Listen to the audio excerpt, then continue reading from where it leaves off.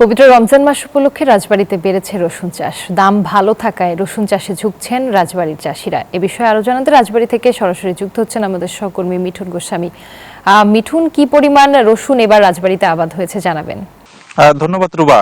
রাজবাড়ীতে চলতি মৌসুমে কৃষি বিভাগের তথ্য মতে প্রায় ৩২০০ হেক্টর জমিতে রসুনের আবাদ হয়েছে। আর লক্ষ্যমাত্রা, যে উৎপাদন লক্ষ্যমাত্রা, তা ধরা হয়েছে ২৪ থেকে ২৫,০০০ মেট্রিক টন। আমি এই মুহূর্তে কিন্তু রসুন ক্ষেতেই রয়েছি। আপনার যদি একটু বলি যে রসুন যেহেতু এই চাষটি প্রায় ৪ থেকে ৪.৫ মাসের একটি আবাদ, যার কারণে কিন্তু এই চাষের থেকেও অন্যান্য চাষে ঝোঁকে কৃষক। তবে বিশেষ করে এই যে রমজান মাস আসলেই কিন্তু এই ভোজ্য অর্থাৎ বিশেষ করে এই মশলা জাতীয় এই ফসলের যে চাহিদা সেটি বেড়ে যায়, যার কারণে কিন্তু কৃষকরা এই চাষে কিন্তু আগ্রহ বাড়ছে।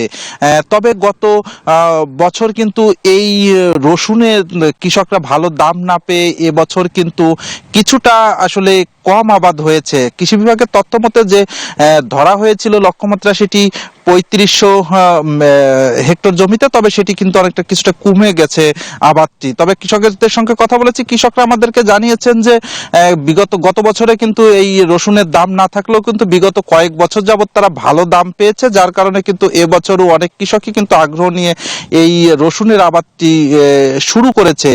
তবে এই আবাদটিতে কিন্তু অন্যান্য যেসব ফসল আছে সেই ফসলের তুলনায় সার কীটনাশকের বেশি প্রয়োজন হয়, যার কারণে কিন্তু এর ভালো দাম না পেলে কিন্তু কৃষকরা আসলে ক্ষতিগ্রস্ত হয়। এই বিষয়টি কিন্তু কৃষকরা আমাদেরকে জানিয়েছে। আর কৃষি বিভাগ কিন্তু আমাদেরকে একটি বিষয় নিশ্চিত করেছে, তারা আমাদেরকে জানিয়েছে যে বিগত বছরের থেকে আগামীতে কিন্তু আরো রসুনের আবাদ বাড়তে শুরু করেছে। মূলত এতটুকুই ছিল আমার কাছে রাজবাড়ী থেকে রসুন আবাদের সর্বশেষ তথ্য। ফিরছি স্টুডিওতে, রুবা।